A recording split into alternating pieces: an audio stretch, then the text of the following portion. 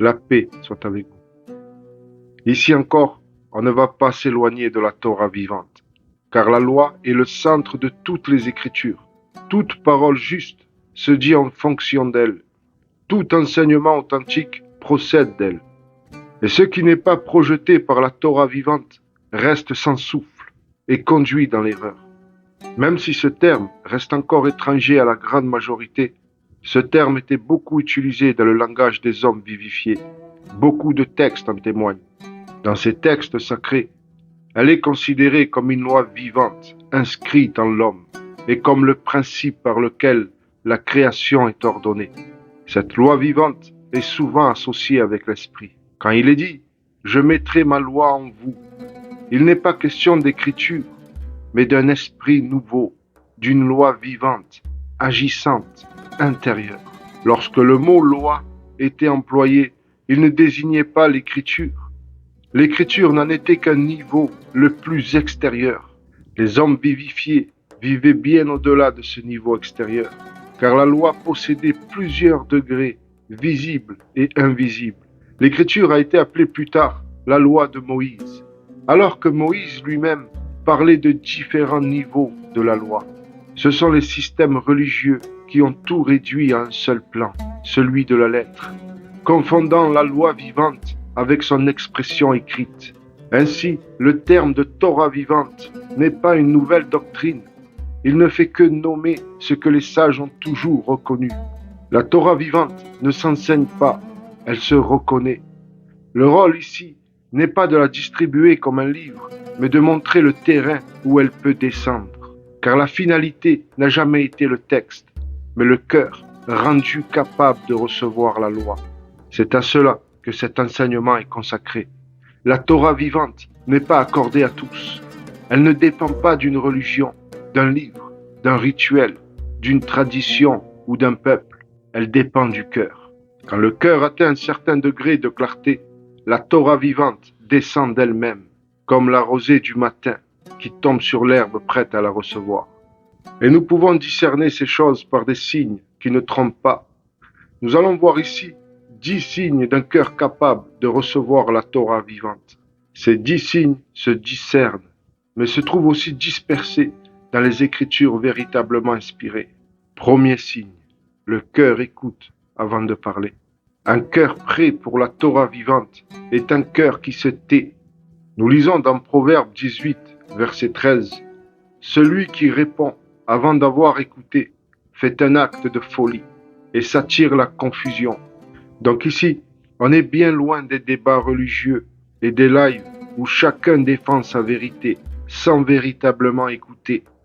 Il est question d'une humilité qui ouvre vos oreilles.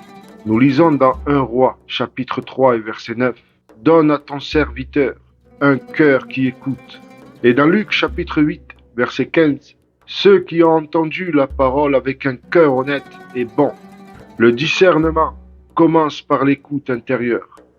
La Torah vivante ne parle pas au cœur qui veut répondre, mais au cœur qui veut entendre. Dans Proverbe chapitre 2 et verset 2, nous lisons « Tends ton oreille vers la sagesse. Tant que l'homme parle plus qu'il écoute, la loi n'entre pas. » Deuxième signe, le cœur préfère la vérité à sa propre opinion. La Torah vivante ne descend jamais dans un cœur attaché à ses traditions, son identité, son orgueil, sa volonté d'avoir raison. La Torah vivante entre seulement dans celui qui dit « Si la vérité me contredit, que la vérité gagne. » Dans le psaume 51 et verset 8, nous lisons « Tu veux la vérité dans le secret du cœur. » Troisième signe, le cœur cherche la justice, pas la religion. La Torah vivante est la loi de la justice, pas la loi du groupe. Le cœur qui cherche la droiture, l'équité, la compassion sincère, la pureté des intentions, est un cœur où la loi reconnaît sa propre image. Dans Amos, chapitre 5 et verset 24, nous lisons que la justice coule comme un fleuve. La Torah vivante vient là où la justice coule, jamais dans les cœurs secs, pleins de règles religieuses, mais sans miséricorde. Quatrième signe, le cœur est capable de renoncer à lui-même. La Torah vivante ne se donne pas à ceux qui s'accrochent à eux-mêmes. Elle se donne à ceux qui savent se dépouiller, laisser mourir l'ego, renoncer à ce qui bloque, abandonner ce qui encombre.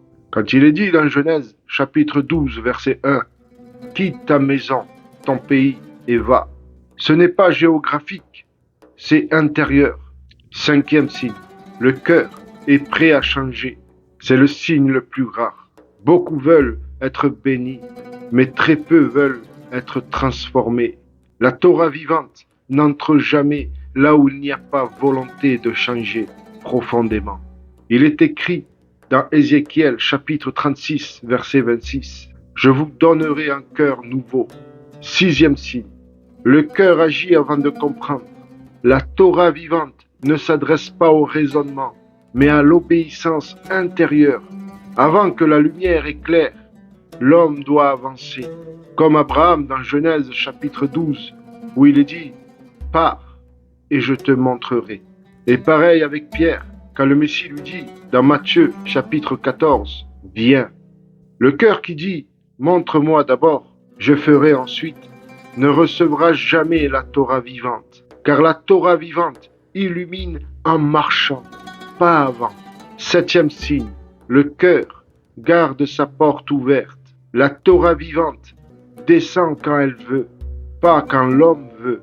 Dans 2 Corinthiens chapitre 6, verset 11, nous lisons « Notre cœur s'est largement ouvert pour vous ».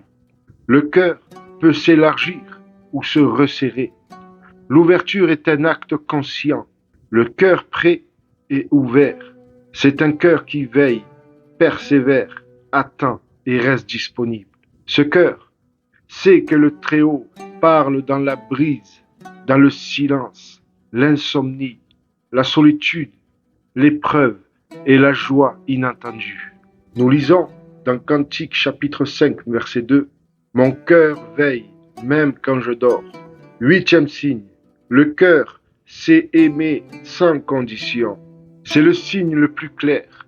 La Torah vivante ne peut entrer dans un cœur dur, calculateur, vengeur, intéressé, rancunier.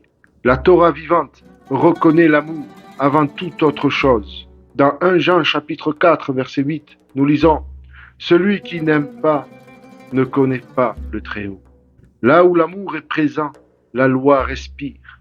Neuvième signe, le cœur sait comment voir le divin dans l'autre.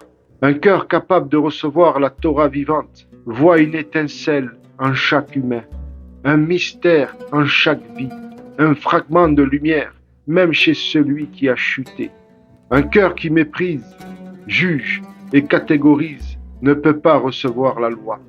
Dans Malachie, chapitre 2, verset 10, nous lisons « N'avons-nous pas tous un même Père ? Le cœur qui voit la lumière en l'autre devient lui-même capable de lumière. Mais il voit avec discernement.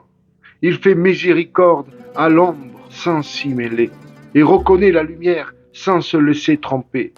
Dixième signe, le cœur respire le silence intérieur. La Torah vivante est un souffle.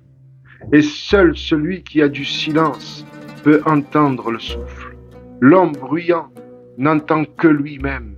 L'homme silencieux entend le Très-Haut. Dans le psaume 46, chapitre 11, nous lisons « Arrêtez et sachez que je suis le Très-Haut ». La Torah vivante entre dans la paix intérieure, jamais dans l'agitation. Qui reçoit la Torah vivante aujourd'hui? Pas ceux qui portent un livre, pas ceux qui portent un titre, pas ceux qui portent une religion, mais ceux qui portent un cœur humble, un souffle clair, une justice sincère, un amour vrai, un courage intérieur, un désir de transformation, une porte ouverte, un silence habité. La Torah vivante cherche des cœurs, pas des croyants. Elle cherche des fils, pas des adeptes. Elle cherche des justes, pas des religieux. Et elle descend sur ceux qui lui ressemblent. La Torah vivante est un terme encore très mystérieux pour la grande majorité. Mais pourtant, tout se joue et se fait par elle. Si toute votre démarche spirituelle s'est faite sans elle, c'est que rien n'est véritablement spirituel dans votre démarche. Elle est la seule qui vous transforme et vous prend la main pour vous mener à la source et l'unité divine.